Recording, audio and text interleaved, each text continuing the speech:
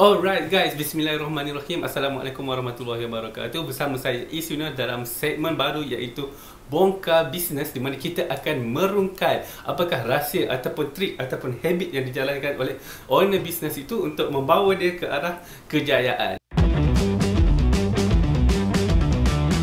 Okey, so hari ini saya akan bawakan kepada anda seorang owner restoran yang sangat-sangat terkenal di Muar Johor, iaitu Tuan Faris ataupun Bro Faris daripada Faris Kitchen. Okey, so katanya hari ini beliau akan share kepada kita semua tentang bagaimana pengalaman beliau berjumpa dengan seorang owner restoran ni, yang di mana restoran ni sangat-sangat dikenali ataupun terkenal di Malaysia. Okey, and Masya Allah jualannya pun mencecah ratusan ribu sehari. Yap, anda tak salah dengar, satu hari, bukan satu bulan. Okey, so ini yang bestnya episod yang pertama ini. Kita akan ketahui bersama-sama apakah rahsia menjadikan jualan dia tercapai di akal. So mungkinkah dia ada trik Facebook ad yang power, ataupun mungkinkah dia terror marketing, ataupun sebenarnya owner dia adalah influencer ataupun artis. Kita tak tahu. Okey, so jom.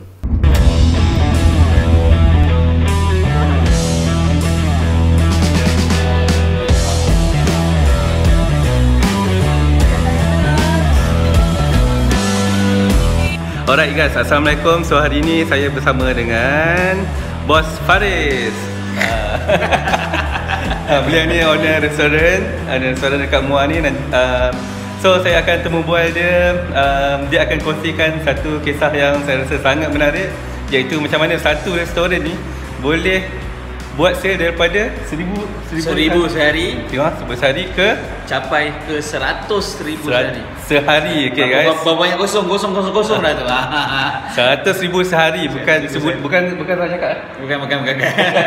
So saya terpanggil nak minta Bos Faris cerita pasal ni, sebab saya nak make sure macam kalau boleh lah semua orang yang buat bisnes ke tak buat bisnes ke macam praktikkan satu benda ni, satu rahsia ni kan. Macam mana seorang owner restoran daripada sale 1000 sehari bawa ke 100,000 sehari. Bukan 100,000 sebulan, bukan 100,000 setahun, tapi 100,000 sehari. And dia start daripada kiranya keadaan yang sangat-sangat susah. Macam mana dia punya cerita tu, dia start tu? Okey, jadi macam ni lah sebenarnya. Cerita ni pun kenapa saya setuju untuk cerita ni diceritakan kepada ramai-ramai orang di luar sana, ataupun yalah, kalau saya sendiri nak bercerita seorang demi seorang, benda ni jadi penat lah kan. Itu pun kita 4 jam kan. Jadi cerita ni sebenarnya kalau nak diceritakan pun makan masa 4 jam baru habis. Tapi saya cuba sebaik mungkin, saya cuba sampaikan cerita ni supaya InsyaAllah boleh dapat memberi manfaat kepada lebih ramai orang yang dekat luar sana yang menonton video ni eksklusif. Hanya di channel Is. Kita cakap pasal share. Okay, so korang yang tengah tengok video ni, bolehlah klik button share tu supaya ramai boleh dapat manfaatnya. And saya boleh janjikan yang apa yang korang akan dapat pada hari ni memang sangat-sangat berbaloi, serius. Alright, InsyaAllah kita mohon dengan Allah supaya apa yang cerita yang dikongsikan oleh saya ni dapat memberi manfaat. Saya harap juga lah supaya dapat memberi manfaat kepada ramai orang. Kerana tukang cerita ataupun dia sebenarnya macam ni. Dia cerita pasal satu restoran, satu restoran yang sangat popular dekat Sungai Kelah. Saya rasa orang semua tahu, orang semua kenal dengan restoran ni, iaitu restoran nasi bambu Sungai Kelah. Restoran yang dimaksudkan oleh Is tadi ni adalah daripada 1000 sehari menjadi 100,000 sehari. Itu bukan saya. Bukan saya kan. Saya ni baru nak belajar lagi dalam perniagaan, banyak lagi kekurangan. Jadi bila saya rasa saya banyak kekurangan dalam perniagaan, saya perlu keluar, explore dunia luar untuk cari rakan-rakan dalam perniagaan ni supaya boleh bantu apa sedikit tentang nak majukan perniagaan saya. Jadi satu hari tu saya keluar, saya cari restoran-restoran yang sangat hebat, yang sangat popular, yang ternyata dah dikenali oleh satu Malaysia ni lah. Antaranya adalah restoran nasi bambu Sungai Kelah ni. Kat Perak. Dekat Perak. Dan cerita ni dikongsikan sendiri oleh owner itu sendiri, dan dia pesan kat saya masa sebelum saya balik. Perjumpaan tu lebih kurang dalam 3 jam. Dan dia pesan kat saya, nanti cerita ni kalau rasa bermanfaat untuk diri kau cerita pada orang lain, supaya cerita ni dapat memberi manfaat pada ramai-ramai orang. Jadi itulah tujuan video ni Is buat. Jadi dan itulah juga tujuannya saya macam bersetuju. Sebenarnya saya ni pemalu orangnya. Saya ni pemalu orangnya kan, nak bercerita dekat video-video macam ni memang tak berapa pandai lah. Ceritanya bermula macam ni. Saya berjumpa dengan owner restoran Nasi Bambu Sungai Kelah. Nama dia Tuan Izzat. Tuan Izzat. Nasi Bambu Sungai Kelah ni perjumpaan yang bukan dia rancang, tapi saya yang rancang. Maksudnya masa saya pergi tu saya tak ada buat appointment, tak ada apa kan. Saya lillahi ta'ala sebab saya kata ada DM dia ke, ada WhatsApp dia ke? Tak ada, saya just post kat Facebook masa tu. Post kat Facebook dan saya beritahu dia saya nak datang, kalau ada rezeki saya boleh berjumpa, boleh berusaha ilmu. Alhamdulillah dia tak ada appointment apa-apa. Alhamdulillah dia reply komen, dia komen dekat saya punya posting tu, dan dia cakap alhamdulillah insya-Allah hari ni dia ada. Dan mungkin dia boleh beri masa. Jadi saya seronok sangat pada masa tu. Jadi perjumpaan saya tu saya terus saya daripada Muar, saya bawa kereta memandu terus drive pergi sana lebih kurang dalam dekat tengah hari, sampai saya keluar daripada Muar pagi, tengah hari saya sampai. Saya sampai dia ada dekat dalam. Dia ada dekat situ lah. Jadi masa saya jumpa tu, saya datang, jadi dia terus bercerita tanpa ada apa panggil intro kan. Tak ada borak kosong dulu. Tak ada. Tak ada borak kosong. Dia macam apa yang dia dapat tu buat saya macam-macam perasaan saya dapat selama 3 jam. Selama 3 jam yang perjumpaan saya tu, atau perbincangan ataupun perbualan tu lah 3 jam tu kan.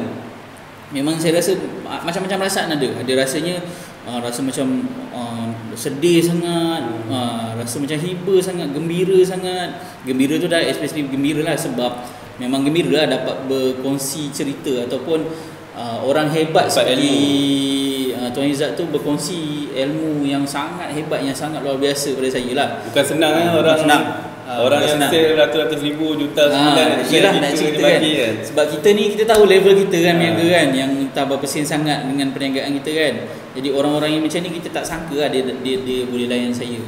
Jadi perbincangan tu saya tanya dia kan, maksudnya saya tanya dia, perbualan tu saya tanya apa rahsianya Tuan Izzat kan? Apa rahsianya yang menyebabkan Tuan Izzat boleh berjaya? Restoran dia besar Padang Bola, restoran dia besar Padang Bola. Tempat order air lain, tempat makan lain, maksudnya banyak cashier. Tuan Izzat ni antara idola saya lah.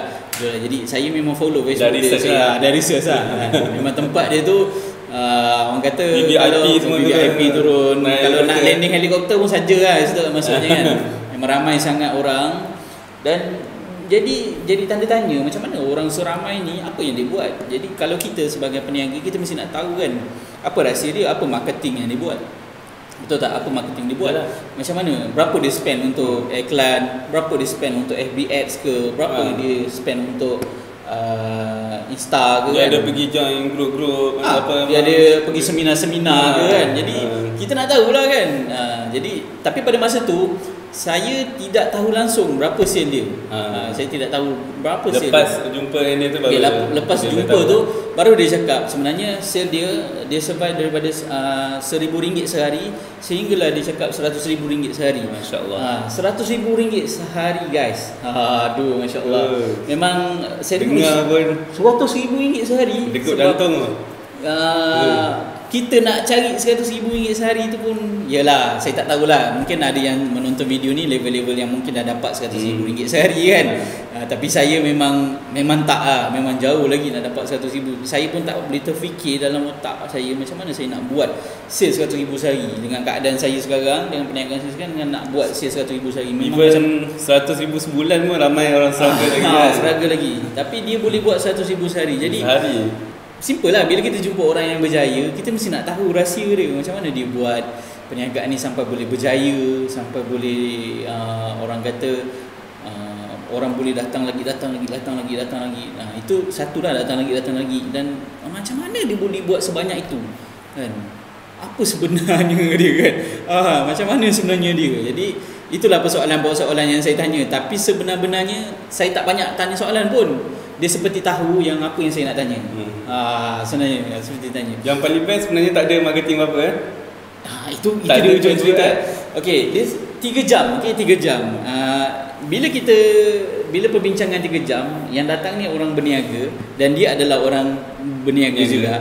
Jadi kita expect marketing lah kan. Marketing lah kan. Ni kau pergi belajar dekat FB kan, apa semua ni mesti kau ni mesti 10,000 sehari, 10,000 sehari buat ads ke apa, mesti macam itu. Google ads ke, benda tu yang kita buat kontes ke tak? Buat kontes ke ni tak ada kontes pasang billboard ke kan.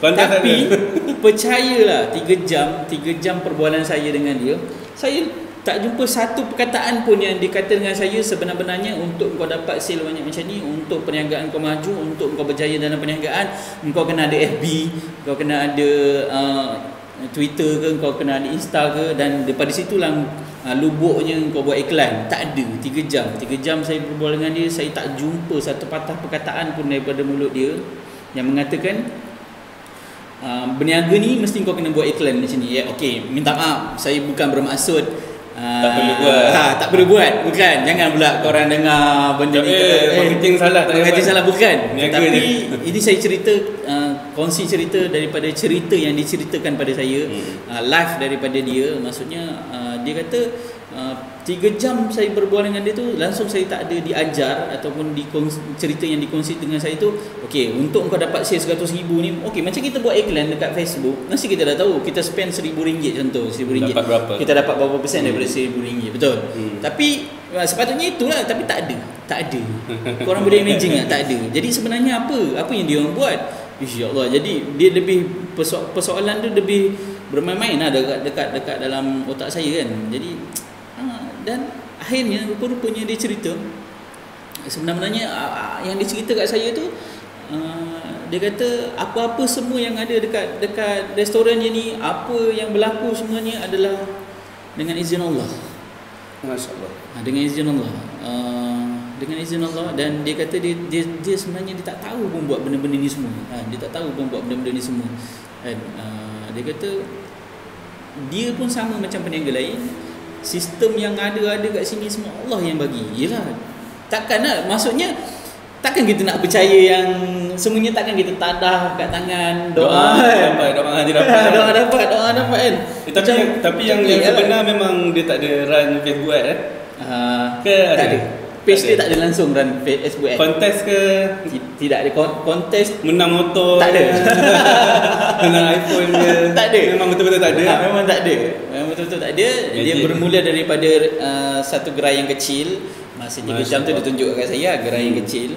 Okey, gerai yang kecil. Lepas tu sampailah kalau korang pergi Nasi Bambu Sungai Kelang, korang mesti tahu. Kau mesti boleh Sungai Kelang nampak view dia orang, view kedai restoran dia memang besar gila. Yang besar sangat, dan kalau bila korang datang time peak hour tu memang ya Allah, masya-Allah, memang ramai. Itu saya datang waktu peak hour lah, itu lepas Faris cerita, lepas tu sebulan lepas tu kot pergi, memang ramai. Parking pun dapat belakang. Lepas tu nak ambil lauk dengan beratur, penuh. Satu restoran besar Padang Bola tu penuh dengan orang. Sesak dengan orang. Okey. Memang logik, memang tak tipu lah memang dia. Kalau 100k sehari tu tak tipu. Kalau kita cakap buat kerja kahwin hari-hari lah. Buat kerja kahwin hari-hari lah. Kalah kerja kahwin. Apa rasa? Okey, tapi saya ingatkan dulu dengan penonton-penonton video ni, kalau korang nak percaya, korang percaya. Kalau korang tak nak percaya, itu pun hak korang.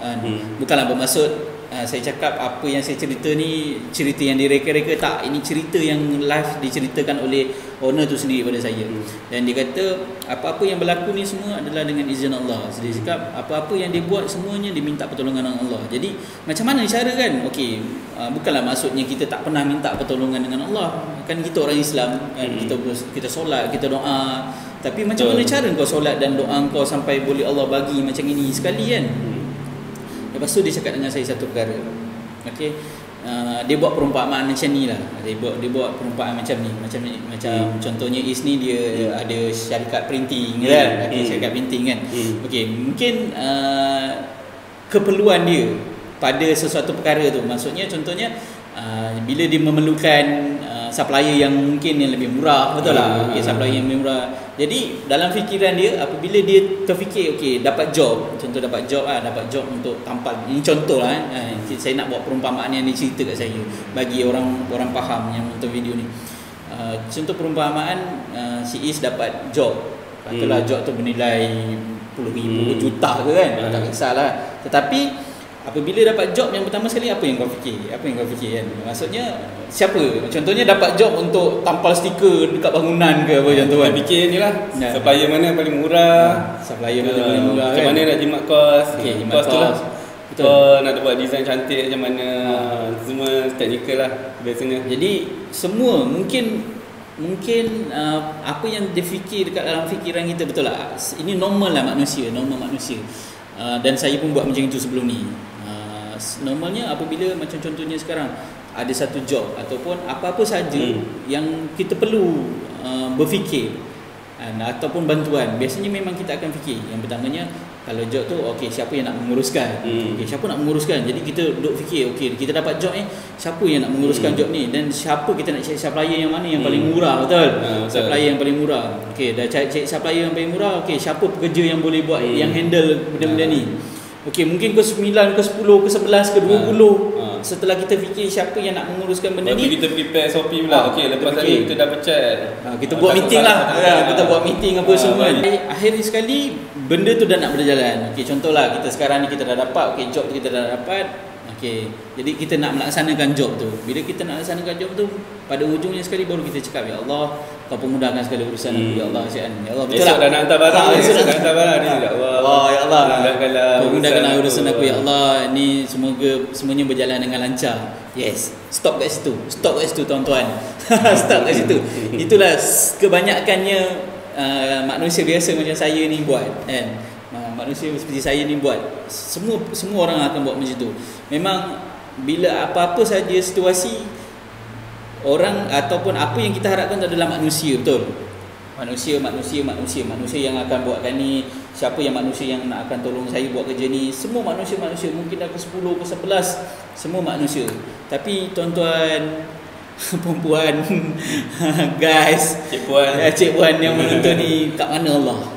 Masa tu saya rasa macam, dia tanya saya, dekat mana Allah? Dia kata, kat mana Allah? Yelah, maksudnya dalam apa? Planning semua tu. Dalam planning tu kat mana Allah? Kat mana Allah? Masa tu saya sedar lah, betul lah. Maksudnya selama ni apa yang kita buat tu, Allah tu di hujung sekali. Last sekali. Semuanya dah buat, kau dah tanya manusia. Ni manusia, kau dah tanya, last sekali punya baru kau tanya Allah. Kenapa kau tak mula dengan tanya Allah? Yes, itu. Kenapa tak mula dengan tanya Allah? Sebab sebaik-baik perancangan ataupun sebaik-baik perancang itu adalah perancangan Allah. Betul. Memang kita manusia merancang, semua merancang. Kita merancang untuk kita buatkan benda ni, kita merancang, kita buat meeting pagi petang siang malam, kita merancang. Tapi sebaik-baik perancang tu adalah perancangan Allah. Jadi kita lupa satu perkara yang mananya kita bermula dengan perancangan Allah. Sebab kita lupa yang sebaik-baik perancang tu adalah perancangan Allah. Betul. Jadi dekat situ lah point dia. Yang dicerita dengan saya sampai saya rasa macam betul lah, memang benda tu memang saya tak buat. Betul.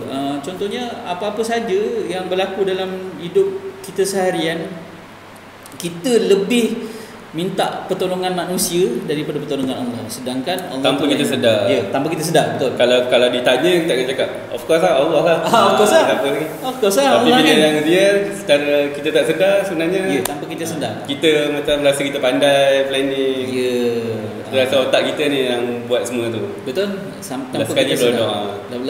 Last kali baru kita berdoa kan. Betul. Tapi sebenarnya apa yang sepatutnya yang disedarkan oleh Tuan Izzat tu lah. Dia kata, bila kau dah start tanya Allah, apa saja kau nak buat. Contohnya macam dia cerita kat saya, dia terfikir nak buat kambing golek macam tu kan. Tapi dia tak tahu macam mana nak buat. Dia jual kambing satu hari 16 ekor. Cerita yang dia cerita dengan saya, dia jual kambing satu hari 16 ekor. Tapi pada permulaan masa dia nak jual kambing tu, dia tak tahu macam mana dia nak golek kambing. Dia tak tahu, dia tak ada orang yang bantu dia. Sebab dia tak biasa pun buat macam tu. Tapi start dia tanya Allah. Sebab sekarang ni dia dah jadi habit diri dia, dia tanya Allah dulu. Jadi bila dia tanya Allah, dia cakap, ya Allah, macam mana ya Allah? aku nak buat kambing ni, siapa orang yang boleh bantu aku, ya Allah kau bagi aku orang yang boleh bantu aku, yang boleh mudahkan segala urusan aku. Jadi apabila dia start dengan tanya Allah, setiap langkah dan pergerakan dia kan, setiap langkah dan pergerakan dia bersama dengan Allah lah. Adalah perancangan Allah. Dia adalah perancangan Allah. Dia anggap itu adalah perancangan Allah. Jadi dia buat. Jadi ingat, lepas tu dia pesan kat saya, yang baik itu baik, yang buruk tu pun baik. Itu pun dahsyat. Macam mana tu? Okey, yang baik itu baik. Okey, yang baik itu baik, yang buruk itu pun baik. Yang buruk itu pun baik. Okey. Pening kan? Benda ni ini yang saya jumpa. Okey, 3 jam saya jumpa dengan owner ni. Ini saya jumpa benda-benda yang memang memusing-musingkan kepala lah kan. Tapi sebenarnya inilah yang kita terlepas pandang. Okey. Dia kata yang baik itu baik, yang buruk tu adalah, yang buruk tu pun baik. Okey, macam mana? Contohnya kita selalu rasa macam ni. Apabila perkara yang baik berlaku pada diri kita, kita rasa oh best, ni baik.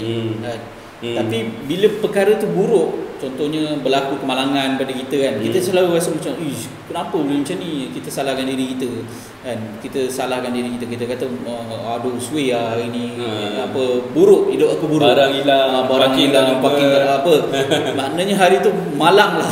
Malang lah.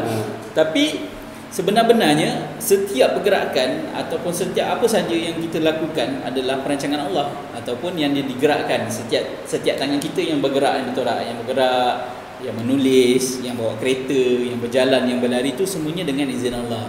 Jadi Allah dah merancang segala-galanya untuk kita kan? Jadi bila Allah melakukan, sebab Allah tak pernah sebenarnya, Allah tak pernah pun memberi keburukan kepada manusia.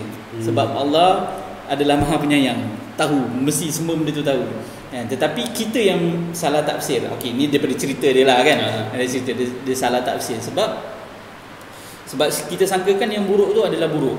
Sebenarnya yang buruk tu Allah dah jadikan baik untuk kita. Okey, yang buruk tu Allah dah jadikan yang baik untuk kita.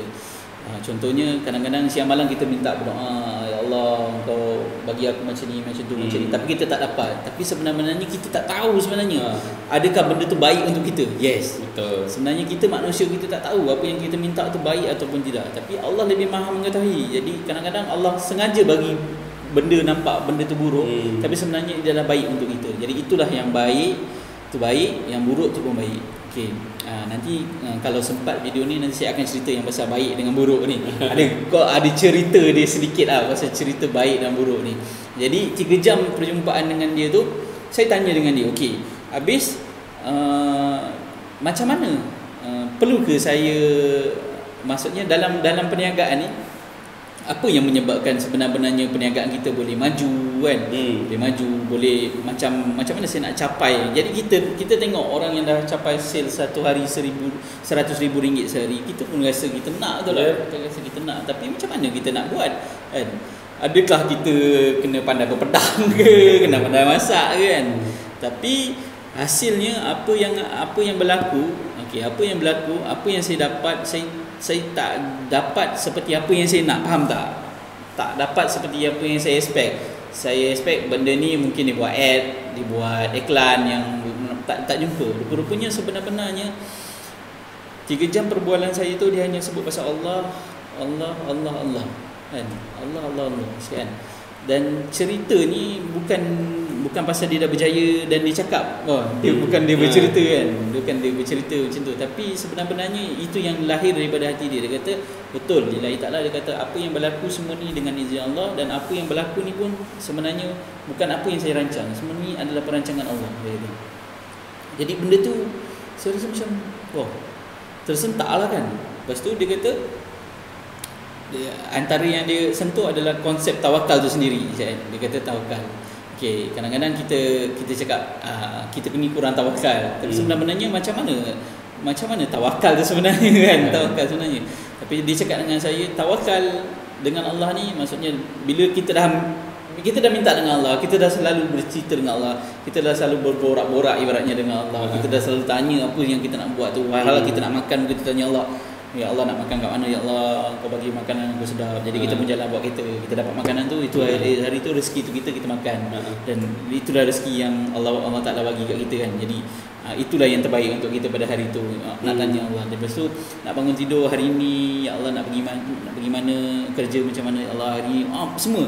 Jadi bila dia dah sentiasa berbuat life dia tu, hidup dia tu dah dia dah sentiasa dengan Allah tau. Dah sentiasa dengan Allah. Jadi dia rasa memang hidup dia tu adalah semata-mata dia bertawakal je. Bila dia dah minta, dia dah minta. Maksudnya segala apa yang dia buat tu dia bersandarkan pada Allah. Dia hanya berharap pada Allah. Jadi bila dah berharap pada Allah, satu lagi isunya adalah tawakal. Percaya ataupun tak percaya betul. Jadi saya tanya dia cakap dengan saya macam ni, simple je. Tawakal. Cakap okey, tawakal ni macam mana kan? Tawakal, kalau saya panggil ni tawakal burung. Saya panggil tawakal burung yang mana burung kalau keluar pagi-pagi kan, dia pun tak tahu apa dia dapat makan ke tak pada hari tu kan. Kan? Dia keluar je. Dia keluar bising-bising tapi balik kenyang.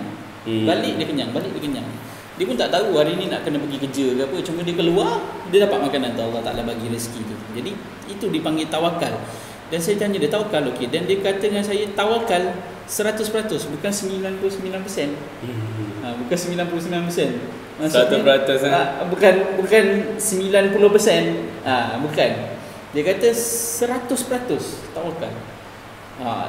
Tapi sampai sekarang pun saya pun belum capai lagi kot tawakal 100%. Betul. Okey, tawakal 100% ni ibaratnya macam mana? Ibaratnya korang naik kereta tak ada minyak, tapi kau nak pergi KL. Ibaratnya lah contoh kan, kau nak pergi KL, bawa je.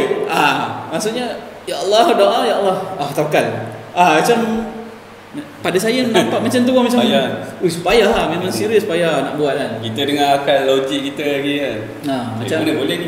Mana boleh, takkan nak hidup tawakal macam tak boleh kan. Maknanya kalau contoh macam tadi kereta minyak dah nak dia tak ada, minyak tak ada kan. Lepas tu pergi tawakal juga nak pergi muar ke KL. Dia bawa je kan. Bawa je. Bila tak lah. Boleh. Itu yang betul-betul 100% tau. Tanpa ada fikir logik. Logiknya memang tak memang tak logik lah. Memang tak sampai. Tapi saya fikir mungkin insya-Allah.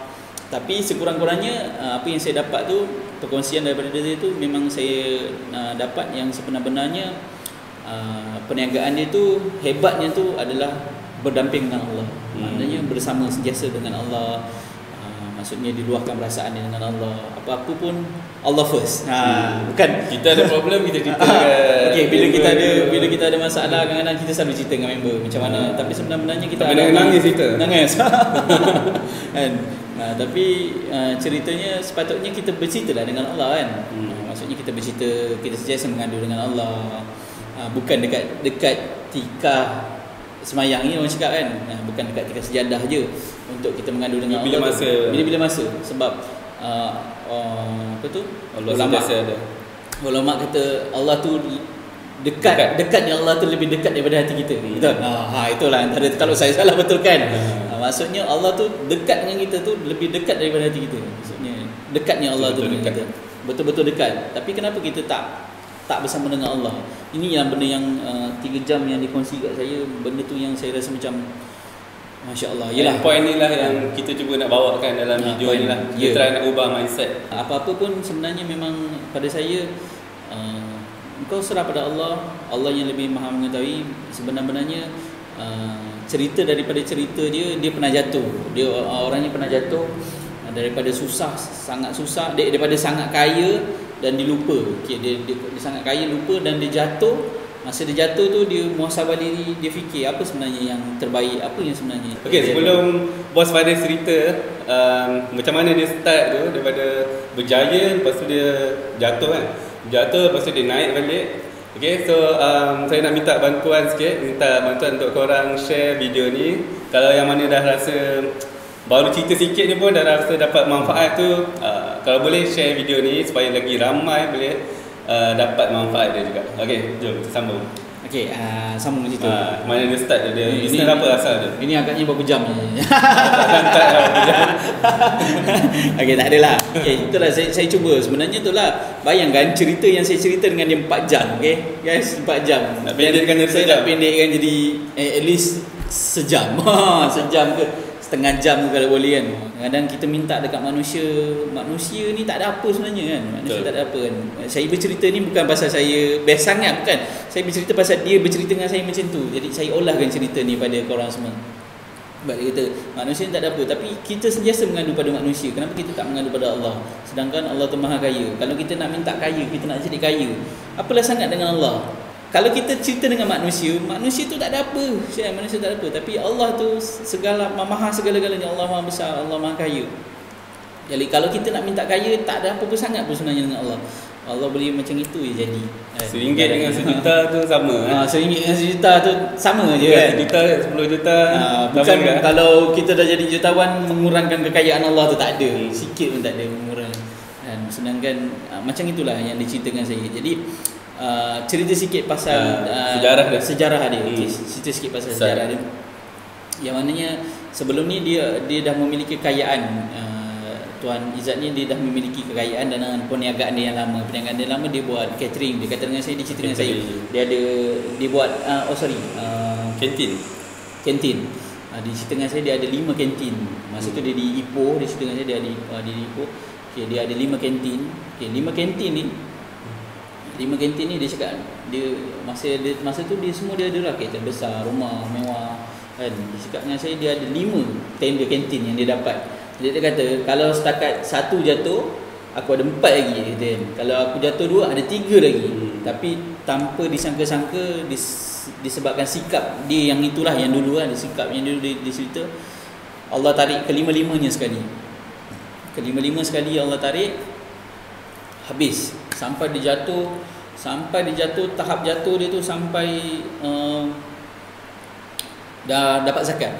Sampai dah dicerita dengan saya pada masa tu, dia hanya fikir masa dia tengah susah tu, dia hanya fikir dia nak buat nak cari untuk makan anak-anak dia, untuk isteri dia. Okey, sampai satu hari tu cerita sampai dia kata punyalah dia survive sampai orang dah panggil dia macam orang gila dia susah tu, dia punyalah. Bayangkanlah kadang-kadang kita dia jatuh tu rumah dia semua habis. Jual habis, bayar hutang setel apa semua habis, tak ada apa-apa. Dah jadi semiskin-miskin ni sampai boleh terima zakat. Lepas tu dia duduk mana lepas tu? Mula-mula dia duduk di Ipoh. Dia cerita dengan saya dia duduk di Ipoh. Lepas tu dia balik kampung dekat Sungai Kelah ni kan. Dekat Sungai Kelah ni. So Sungai Kelah ni adalah kampung dia. Ya, kampung dia. Lepas tu dia start dengan meniaga goreng pisang dia dengan saya.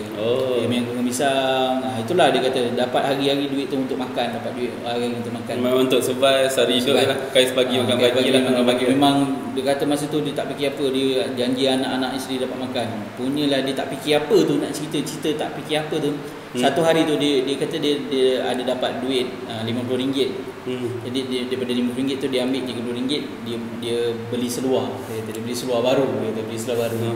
Lepas tu dia pergi seluar baru, dia pergi meniaga goreng pisang. Dia meniaga goreng pisang tu dia cakap masa dia tengah meniaga tu, kawan sebelah dia meniaga, jiran sebelah niaga kan, dia cakap wah kau baru beli seluar baru kan. Sampai orang perasan. Lepas tu bila dia tengok seluar baru dia tu, baru dia perasan selama ni dia pakai kasut sebelah lain. Punyalah dahsyat. Maksudnya dia tak fikir benda lain lah. Depres lah. Dia rasa macam mana boleh bayangkan tak benda tu macam yelah dah kaya raya tiba-tiba jatuh kan. Jadi dia depres sampai dia pakai kasut sebelah lain. Selama ni dia pergi meniaga pakai kasut sebelah lain tu pun tak dia perasan. Tak perasan. Boleh bayangkan tak macam mana? Macam mana sebabnya? Dahsyat lah. Bayangkan memang kepala dia memang tak ada benda lah fikir. Sampai orang dah cakap dia orang gila. Dia orang gila. Jadi inilah cerita kisah jatuh bangunnya sebuah perniagaan kan. Jadi itulah sedikit cerita yang mungkin boleh dikongsi pada ramai-ramai orang kat sana. Sebenarnya macam mana. Okey, tadi dia kata dengan saya, dia cerita dengan saya, yelah aku daripada ada 5 restoran kan, saya daripada 5 restoran aku boleh jatuh, Allah boleh tarik itu je. Jadi korang rasa kalau korang ada kehebatan pada sekarang ni kan, kehebatan sekarang ni, korang meniaga best ke apa ke kan, bila-bila masa je Allah boleh tarik, betul kan? Itu kita dah pastilah kan, semuanya milik Allah kan. Jadi masa dia jatuh tu, dia banyak muhasabah diri, dia fikir macam mana dia nak buat, macam mana nak buat, dan dia banyak bersemangat, banyak solat, dia tanya Allah, dia solat, dia tanya Allah, dia solat, tanya Allah. Dan start itulah juga di setengah saya sebenarnya dia tak pakai idea lah. Apa dia? Dah tak pakai idea. Oh. Dah tak pakai idea, okey. Tak pakai idea. Dia cakap dengan saya sebelum ni dia rasa benda tu semua idea dia. Dia kata orang akan tengok betapa berjayanya betapa berjayanya aku dengan idea aku, dengan kehebatan aku. Maksudnya semua aku. Dengan betapa berjayanya aku, kehebatan aku, tengok aku ada 5 ni. Apa tu kantin, 5 kantin. 5 kantin. Dan daripada 5 kantin ni aku boleh survive niaga macam mana, aku boleh jadi kaya raya. Semuanya aku. Ini semuanya atas kehebatan aku. Jadi perasan tak korang kat situ. Semuanya kehebatan. Jadi dia kata daripada start tu dia dah tak pakai dah idea. Dia cakap idea tu akan membesarkan diri kita sendiri.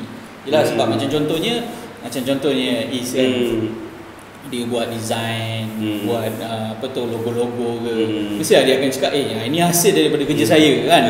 Biasalah benda tu sebenarnya macam ni bukan salah pun, tapi kita tak perasan dia tu kan. Tak sedar. Kadang-kadang apa yang kita buat, aku buat perniagaan ni dulu macam tu lah, saya macam tu dulu cakap. Kalau orang jumpa saya, macam mana kau boleh berniaga maju macam ni, cakap ini pasal aku pandai macam ni, masak sedap kan.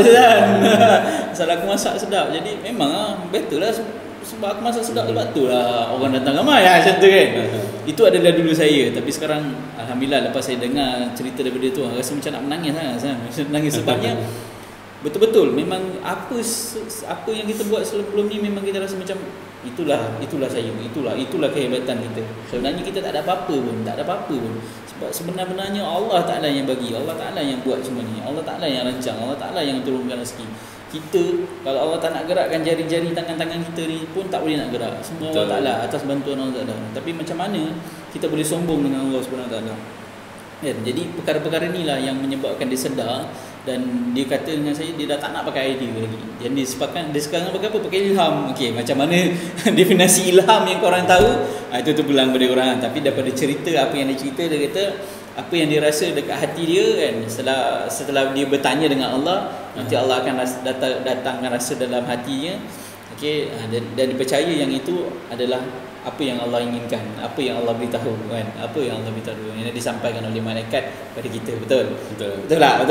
Saya bab yang macam ni saya tak berapa faham sangat, tak berapa pandai sangat nak nerangkan, tapi lebih kurang macam tu lah. Maksudnya dia kata setelah apa yang dibuat, contohnya sekarang dia nak dirikan perniagaan, dia ada nak create menu baru. Dia tanya, ya Allah, sekarang aku nak create menu baru yang supaya daripada menu ni orang boleh datang makan ramai-ramai, dan ramai-ramai lagi datang. Dia tanya Allah, dan nanti sekejap lagi dia duduk cerita, dia duduk sembang, mungkin lepas dia solat, dia minta dalam solat, dia tanya, kemudian Allah akan datang rasa, betul faham rasa. Dan dia percaya benda tu adalah daripada Allah. Dan dia terus buat, sebab dia percaya itu daripada Allah, dan dia terus buat. Dan daripada mulai start yang dia jatuh tu, dia hanya berpandukan pada ilham. Ilham yang Allah Ta'ala bagi kan. Jadi itu definisi korang lah sendiri, macam mana korang nak cerita. Tapi itulah cerita yang dicerita dengan saya.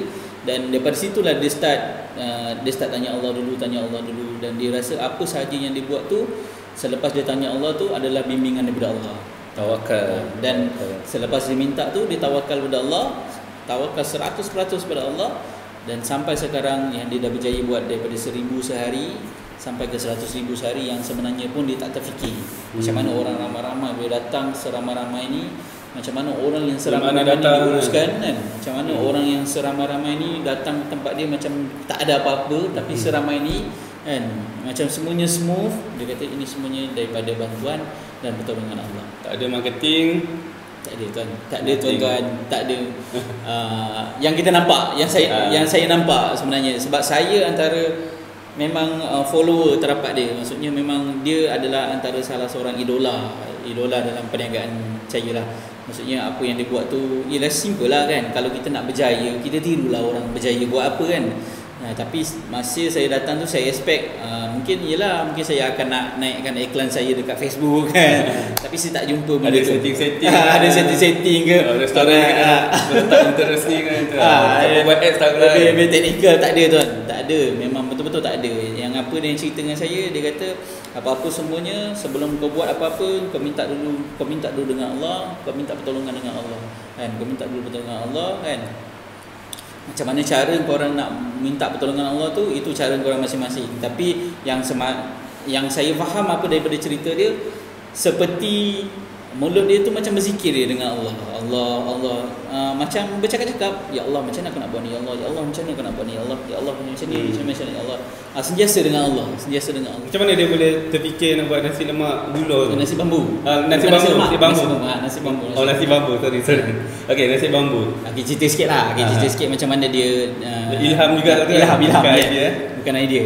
Sebenarnya pada masa dia balik, masa dalam keadaan dia yang goreng pisang apa semua tu kan.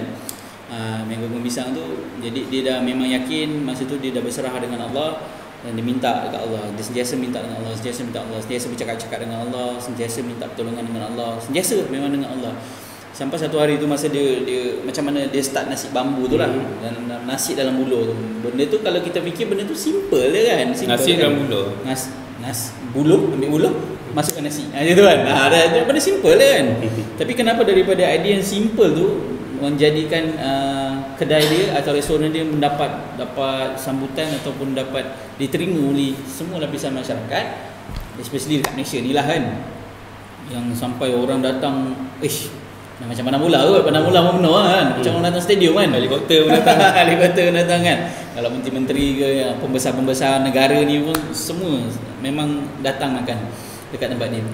Jadi apa yang dicerita kat saya, dia kata nasi dalam hari-hari dia masa dia perjalanan dia daripada rumah pergi tempat jual goreng pisang dia tu kan. Dia jalan kan. Dia ni kira-kira kampung dia kan.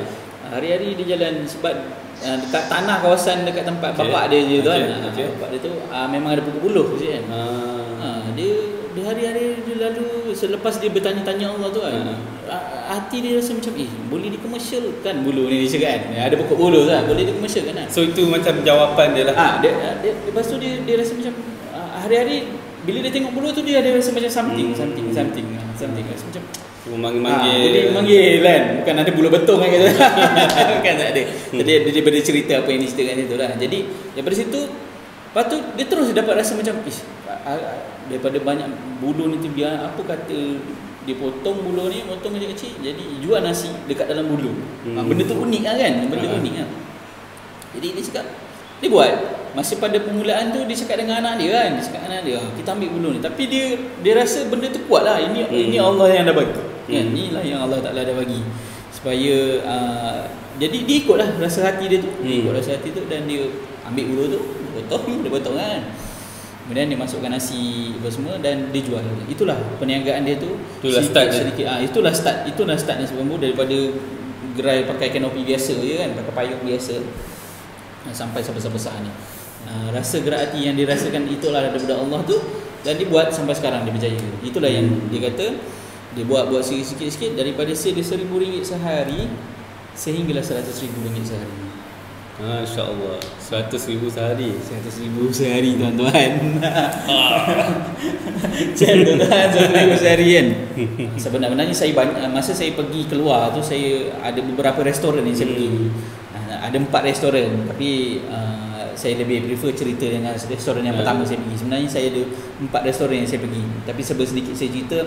4 restoran ni adalah restoran antara restoran ataupun top F&B yang jadi idola saya lah, Tapi seorang saya lebih kurang 100. Seorang yang pertama tu saya jumpa tu memang nasi bambu Sungai Kelah tu RM100,000. Yang kedua tu lebih kurang RM60,000 ke RM70,000.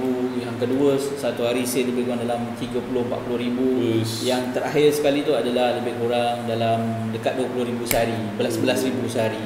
Jadi pada saya memang hebat lah. Diorang ni empat restoran ni restoran yang hebat. Tapi saya lebih suka cerita pasal RM100,000 sehari lah. Sebab pada saya memang kalau kita datang, kalau kita nak belajar, kita belajar pada orang yang paling hebat lah. Contoh, kita ambil contoh pada orang yang paling hebat kan. Satu lagi kan nak cerita semua, 7 hari 7 malam. Jadi kesimpulan cerita daripada 4 restoran yang saya pergi itu, saya sendiri dapat ilmu daripada cerita-cerita tu, dapat ilmu yang mana sebenarnya apa-apa pun sebenarnya Allah. Apa-apa pun sebenarnya Allah kan. Kalau kita pandai dalam berbisnes tu bonus. Kan? Tapi yang paling penting pada saya adalah kau kena percaya. Kau kena start dulu dengan Allah. Sebab bila kau start dulu dengan Allah, semuanya jadi mudah. Tadi kan saya cakap nak cerita pasal yang baik terbaik. Yang baik terbaik, yang buruk tu pun baik kan. Yang baik terbaik, yang buruk terbaik. Okey, cerita sikit. Pengalaman sendirilah berkaitan pengalaman sendiri lah. Selepas cerita apa yang diceritakan, lepas jumpa Tuan Izzat tu. Tuan Izzat tu dia cerita dengan saya, dan saya pun ada pengalaman saya sendiri yang mana yang dikatakan baik itu baik, apa yang dikatakan baik itu baik, yang buruk itu pun baik. Pengalaman saya sendiri masa saya berniaga kan, yelah kita bila kita berniaga, kita sentiasa nak minta yang terbaik untuk perniagaan kita. Kita sentiasa nak minta yang pekerja yang baik, pekerja yang bagus kan. Jadi itu simple lah, sebab saya majikan, saya mesti kena ada pekerja. Jadi okey, mestilah kita doa, ya Allah, ya Allah, ya Allah, ya Rabbi, ya Tuhan, kau berikan aku pekerja yang baik, yang jujur, yang solat ke, yang jujur, yang amanah. Betul dia minta. Dia sentiasa minta yang baik dekat Allah. Jadi itulah doa yang hari-hari kita minta. Allah, bila kita menguruskan perniagaan, kita ada pekerja dan kita sentiasa minta macam tu. Jadi kita minta kan, kita minta yang baik. Tapi apa yang berlaku pada diri saya dalam perniagaan saya, tiba-tiba ada satu situasi tu, pekerja saya semua berhenti. Terbalik. Terbalik kan. Jadi bila pekerja berhenti, apa dalam fikiran kita? Kenapa ni ya Allah kan? Betul tak? Apa ni ya Allah? Aku minta pekerja yang baik. Kenapa kau berhentikan semua pekerja aku kan? Ada situasi lah, cerita yang tak payah diceritakan. Ada situasi dalam perniagaan tu biasa kan. Ada situasi tiba-tiba pekerja saya semua berhenti kan. Pekerja saya berhenti. Masa tu rasa frust juga, rasa macam ya Allah, macam mana aku nak bangunkan semua? Bayangkan saya ada lebih kurang 10 ke 11 orang pekerja masa tu, semua pekerja tu berhenti. Macam mana saya nak survive balik kan? Rasa macam pening lah. Menangis juga lah, tapi lucu. Menangis tapi lucu kan, main bola. Jadi kita rasa macam tersentak lah, kenapa Allah tarik benda ni semua kan. Jadi masa tu adalah rasa macam tak boleh macam ni. Aku salah doa kan. Sedangkan aku minta ya Allah, kau berikanlah aku pekerja yang baik-baik kan, pekerja yang bagus kan.